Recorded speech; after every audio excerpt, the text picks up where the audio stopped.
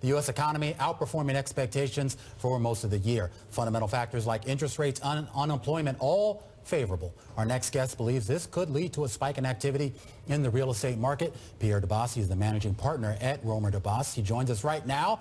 So Pierre, I mean, why?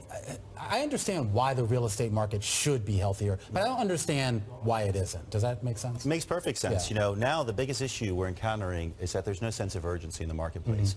And you alluded to two major fundamental factors. Interest rates are at 3-year low.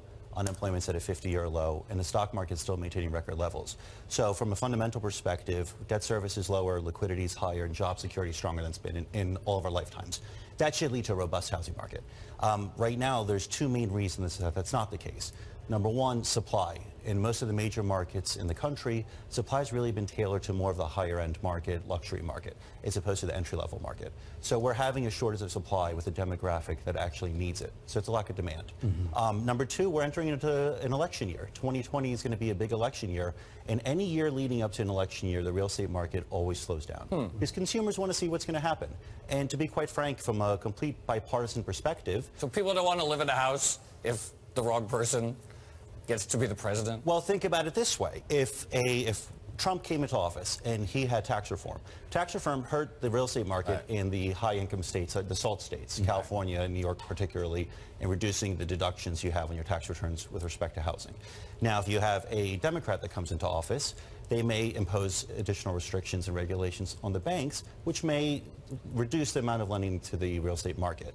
Also, interest rates. Go back to Trump. He's done a very good job in terms of pressuring the Fed to keep rates low, which rates now, I believe rates are 100 basis points lower on a Freddie Mac 30-year fix than they were a year ago. So which markets do you think should be doing much better than they are now, and do you see as the biggest opportunities? Well, New York, New York for one, it's been interesting because the prices here are more negotiable than they've been in 10 years. So now is actually a great buying opportunity. The problem is we have a glut of supply in the high-end market. And then if you look at the suburbs around the area, if you even go down to Florida, because there's been a fair amount of people leaving New York and going down to Florida. Florida, the market's not doing well. They're at probably inventory levels that were pre-recession when they had the construction boom, when they just had a glut of inventory sitting there.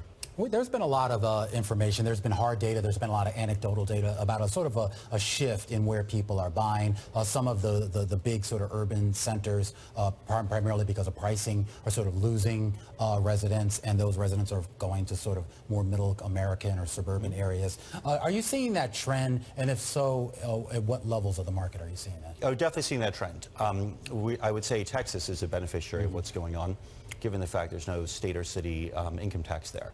So what you're seeing is that young families, millennial generation, are realizing we don't have to live in New York City or the surrounding areas by a major city. We can go to other areas which are up and coming. So take a city as Austin, for instance, which is which is growing at a rapid rate. And you're seeing that demographic go to places like that. I want to go back to something you said that was really interesting, which is that there's a lot of new supply coming into the market in major cities, but it tends to be at the very high end. Something you see frequently debated is whether this eventually filters down. In other words, maybe it doesn't sell that well, they cut the prices, that causes some people to move into those places that couldn't afford it, that opens up some space at the next level, and it kind of benefits everyone. Other people would say, no, they just don't cut the price, it just doesn't sell, and it benefits nobody at all to have all this super high-end supply sitting empty.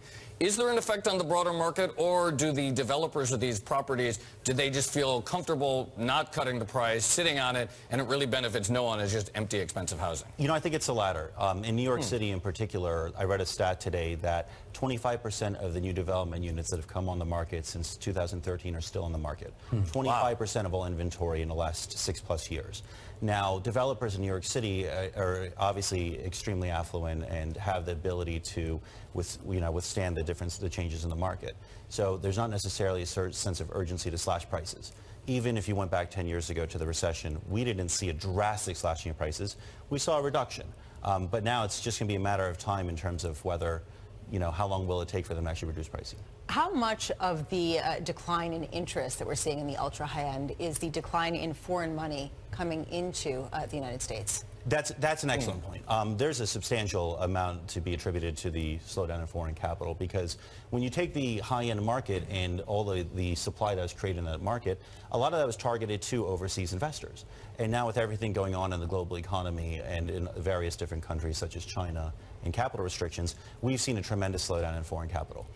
Internally in our office, as a real estate attorney, we represent hundreds of buyers and sellers of real property on an annual basis.